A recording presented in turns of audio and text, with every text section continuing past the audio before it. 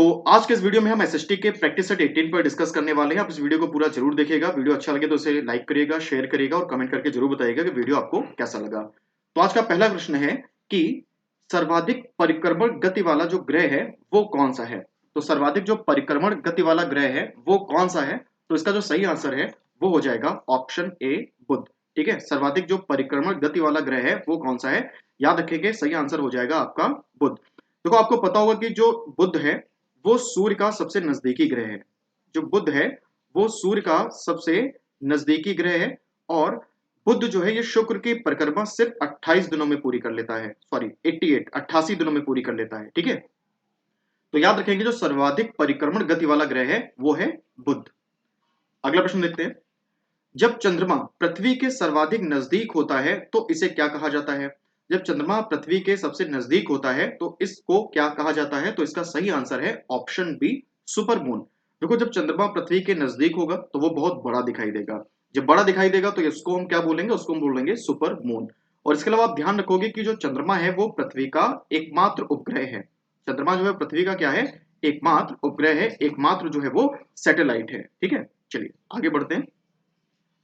अगला प्रश्न है कि शुक्र शुक्र जो ग्रह है तो उसके वायुमंडल में किस गैस का सर्वाधिक विस्तार है।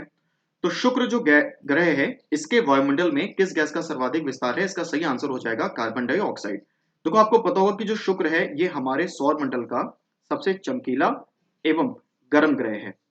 तो ये जो सबसे चमकीला है और ये जो सबसे गर्म है, तो उसका रीजन क्या है, तो उसका रीजन यही है कार्बन डाइऑक्साइड। शुक्र के वायुमंडल पर कार्बन डाइऑक्साइड की अधिकता है जिस कारण ये सबसे अधिक चमकीला है और सबसे अधिक गर्म है। और आपको पता होगा कि शुक्र पृथ्वी का सबसे नजदीकी ग्रह है और इसको पृथ्वी की बहन भी कहा जाता है। ठीक है, इसको पृथ्वी की बहन भी कहा जाता है। अगला प्रश्न है कि सर्वाधिक तापांतर वाला ग्रह कौन सा है, यानी कि सबसे ज्यादा हाई टेम्परेचर और सबसे ज्यादा लो टेम्परेचर, इनके बीच का जो अंतर है उसको बोलते हैं तापांतर। तो सर्वाधिक जो तापांतर वाला ग्रह है वो है बुध। सबसे अधिक तापांतर आपको कहां पे देखने को मिलता है, याद रखेंगे बुध ग्रह पर। शनि शनि जो है इसके चारों ओर कितने वलय स्थित हैं। शनि जो है इसके चारों ओर कितने वलय यानी कि रिंग्स स्थित हैं, तो याद रखेंगे 7। शनि जो है इसके चारों ओर वलय स्थित हैं और आप याद रखोगे कि शनि के अलावा बृहस्पति, अरुण और वरुण, इनके भी चारों ओर जो वलय हैं वो स्थित हैं। अगला प्रश्न है कि किस गैस की उपस्थिति के कारण वरुण ग्रह जो है वो हरे रंग का दिखाई देता है। तो ऐसी कौन सी गैस है जिसकी उपस्थिति के कारण वरुण ग्रह जो है वो हरे रंग का दिखाई देता है। सही आंसर है option B, methane. Methane gas के कारण जो वरुण ग्रह है वो हरे रंग का दिखाई देता है, याद कर लीजिएगा। अगला प्रश्न है कि पृथ्वी सूर्य के चारों ओर लगभग किस गति से चक्कर लगाती है। तो पृथ्वी सूर्य के चारों ओर लगभग किस गति से चक्कर लगाती है, तो इसका सही आंसर हो जाएगा ऑप्शन सी, 1 डिग्री प्रतिदिन। देखो, पृथ्वी सूर्य का एक चक्कर पूरा करने में लगभग 365 दिन का समय लगाती है और एक सर्किल होता है 360 डिग्री का। एक सर्किल कितने डिग्री का होता है, 360 डिग्री का। तो हम कह सकते हैं कि पृथ्वी सूर्य के चारों ओर जो है लगभग 1 डिग्री प्रतिदिन की गति से चक्कर जो है वो लगाती है, याद कर लीजिएगा इसको। अगला प्रश्न है कि पृथ्वी के प्राकृतिक उपग्रहों की संख्या कितनी है। नेचुरल सैटेलाइट, पृथ्वी के प्राकृतिक उपग्रहों की संख्या कितनी है। तो मैंने आपको पहले बताया कि पृथ्वी के जो प्राकृतिक उपग्रह हैं उनकी संख्या है 1। पृथ्वी का केवल एक ही प्राकृतिक उपग्रह है जो कि है चंद्रमा। अगला प्रश्न है कि सौर मंडल का सबसे चमकीला और गर्म ग्रह कौन सा है। तो हमारे सौर मंडल का सबसे चमकीला और गर्म ग्रह शुक्र है। अभी आपने पढ़ा कार्बन डाइऑक्साइड की अधिकता के कारण ये सबसे अधिक चमकीला, ये सबसे अधिक गर्म है और इसको भोर का तारा और सांझ का तारा भी कहा जाता है और इसके अलावा इसे पृथ्वी की बहन भी कहा जाता है।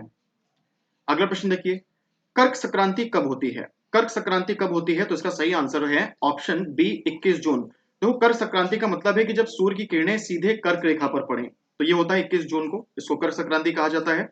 सूर्य की किरणें 22 दिसंबर को मकर रेखा पर एकदम लंबवत पड़ती हैं, तो 22 दिसंबर को होती है मकर संक्रांति। ठीक है, तो याद रखेंगे कर्क संक्रांति कब होती है, कर्क संक्रांति होती है 21 जून को और ये उत्तरी गोलार्ध का सबसे बड़ा दिन होता है।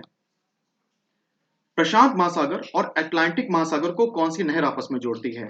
तो प्रशांत महासागर और अटलांटिक महासागर को आपस में जो जोड़ने वाली नहर है वो है पनामा नहर, ध्यान रखेंगे। और जो स्वेज नहर है ये जोड़ती है लाल सागर और भूमध्य सागर को। स्वेज नहर किसको जोड़ती है, याद रखेंगे लाल सागर एवं भूमध्य सागर को, तो इसको भी याद कर लीजिएगा। ठीक है, नेक्स्ट क्वेश्चन है कि अंटार्कटिका महाद्वीप का कितने प्रतिशत भाग स्थायी बर्फ से ढका हुआ है। अंटार्कटिका जो महाद्वीप है इसको श्वेत महाद्वीप भी कहा जाता है, तो इसका कितने प्रतिशत भाग जो है वो स्थायी बर्फ से ढका हुआ है, तो इसका सही आंसर है 98%। अंटार्कटिका महाद्वीप का जो 98% भाग है वो 1.6 किलोमीटर मोटी स्थायी बर्फ से ढका हुआ है। बहुत इंपॉर्टेंट क्वेश्चन है, याद रखेंगे। आगे बढ़ते हैं।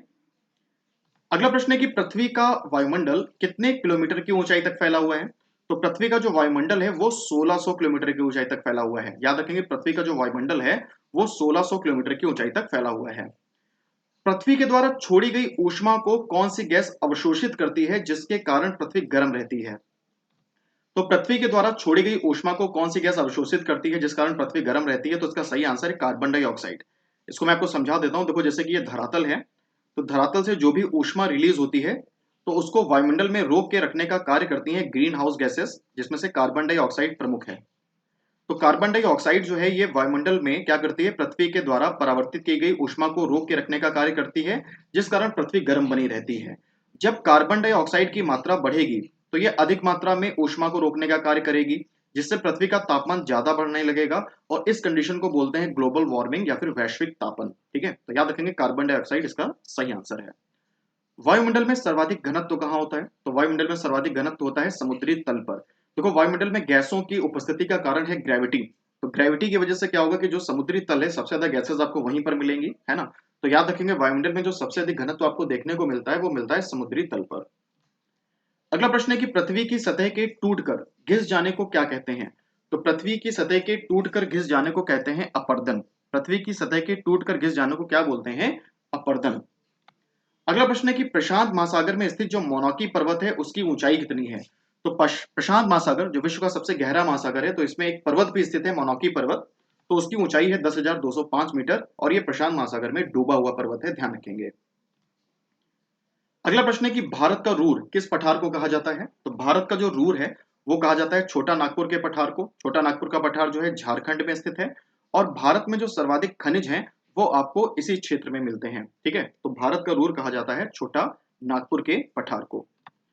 अगला प्रश्न है कि अटाकामा रेगिस्तान किस महाद्वीप में स्थित है। तो अटाकामा रेगिस्तान जो है वो स्थित है दक्षिण अमेरिका महाद्वीप में। याद कर लेंगे अटाकामा रेगिस्तान कहाँ स्थित है। तो अटाकामा रेगिस्तान है दक्षिण अमेरिका में, और यह विश्व का सबसे शुष्क रेगिस्तान है। जो अटाकामा रेगिस्तान है, आप याद रखिएगा कि यह विश्व का सबसे शुष्क रेगिस्तान है। चलिए आगे बढ़ते हैं। अगला प्रश्न है कि भारत में कितने तटीय राज्य हैं। तो भारत में कितने तटीय राज्य हैं, यानी कितने ऐसे राज्य हैं जो कि समुद्र के किनारे स्थित हैं। तो आपका सही आंसर है 9। भारत में 9 जो है वो तटीय राज्य हैं, 9 ऐसे राज्य हैं जो समुद्र के किनारे स्थित है। अगर हम लोग पश्चिमी तट की बात करें तो पश्चिमी तट पे सबसे पहले गुजरात है। गुजरात के बाद में अगर आप मैप में देखोगे तो आपको महाराष्ट्र दिखेगा। महाराष्ट्र के बाद में गोवा है। गोवा के बाद में कर्नाटक है। कर्नाटक के बाद में केरल है। ये 5 राज्य जो है ये आपके पश्चिमी तट पर हैं। और पूर्वी तट में सबसे पहले आपका तमिलनाडु है। तमिलनाडु के ऊपर देखेंगे तो आंध्र प्रदेश है, और आंध्र प्रदेश के ऊपर जब आप देखेंगे तो आपको दिखेगा उड़ीसा, और जब उड़ीसा के ऊपर देखेंगे तो आपको दिखेगा पश्चिम बंगाल। ठीक है, पश्चिम बंगाल। तो याद रखेंगे कि 5 राज्य हैं पश्चिमी तट पर और 4 राज्य हैं पूर्वी तट पर। तो इस तरह से 9 भारत में ऐसे राज्य हैं जो कि समुद्र के किनारे स्थित हैं। तो इसका सही आंसर हो जाएगा 9।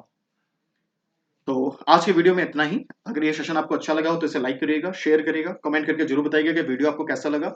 और अगर आप इसका पीडीएफ डाउनलोड करना चाहते हैं तो आप हमारे टेलीग्राम चैनल से डाउनलोड कर सकते हैं। टेलीग्राम चैनल का लिंक मैंने डिस्क्रिप्शन में दिया हुआ है।